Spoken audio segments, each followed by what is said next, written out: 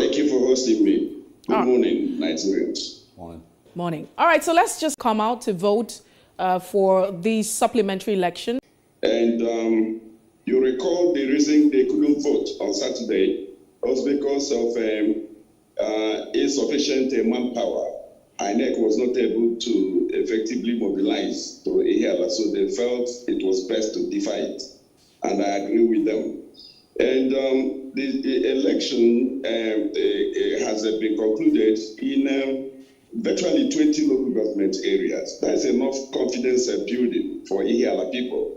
And they have received assurances from the Anambra state government, from the security chiefs, that there will be maximum security there for them to cast their votes without any form of intimidation, harassment, and order.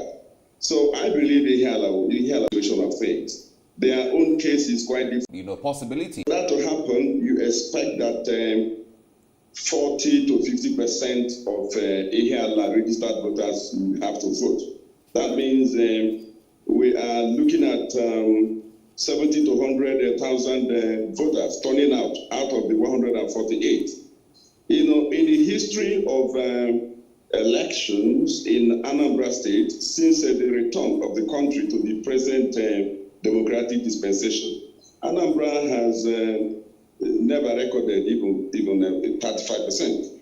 And if you also go by what has happened in this particular election, in the other 20 local government areas where the election has virtually been completed, which is practically impossible. It's going to be tough. It's an uphill task. It's not impossible, though, because if you actually understand why Ihiala vote election, it's hypothetically going to upturn the result. But it's only hypothesis.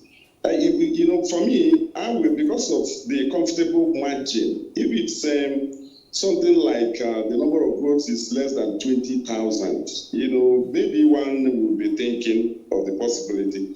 But the margin is huge. And the turnout in this election has not been quite impressive, even though factors that could impede the one.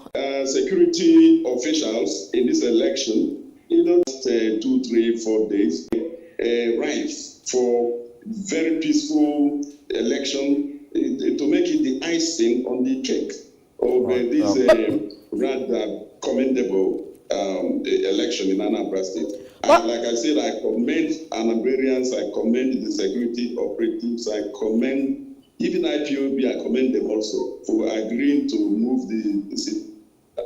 But there's also a case, we also have reports that beavers didn't function properly and a lot of persons were unable to cast their votes during the last elections that were conducted, That's the issue correct. of network. So don't you see that as a problem? State.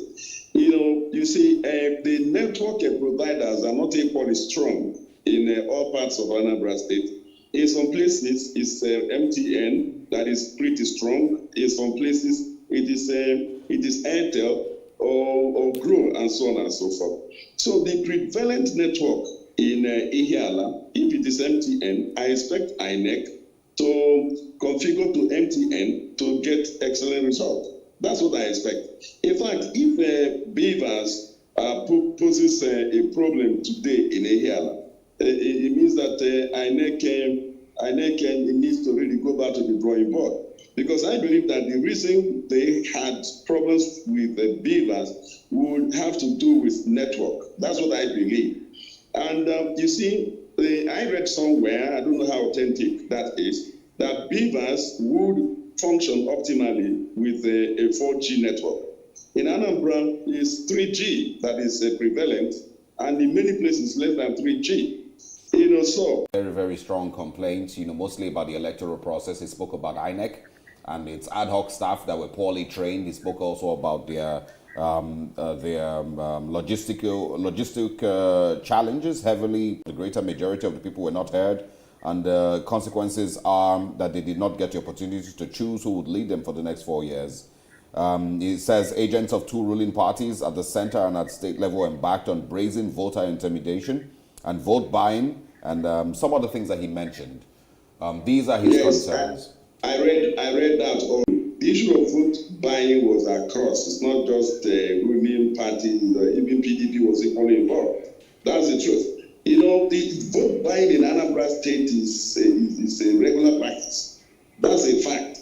And it's not right. It's criminal, but it's there. That's the truth. You know, and as a candidate, it's on him to prove.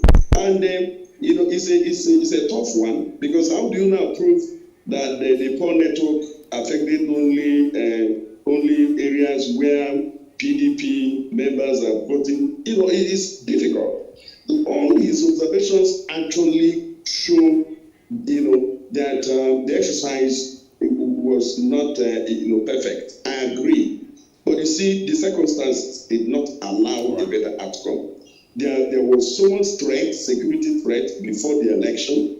So even INEC may not have had the opportunity to do a test run, because what INEC ought to have done was to deploy, do what we call a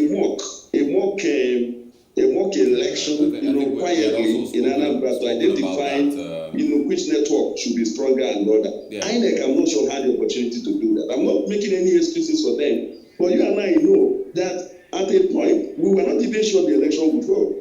Yeah. So I think we have to give allowance for some of these things. I understand the problem, the anger of Ebalos. He was full of optimism. But they cannot also claim that what happened affected only him, or that he is more popular than those who are ahead of him. All right. And this is where we say goodbye on the program this morning. If you missed out, remember where to catch up. It's simply at PlusTvAfrica on Facebook and Instagram. Same with our YouTube channel, PlusTvAfrica. I am Osaogie Ogbonwa. And I am Messi Boko. Do have a great day.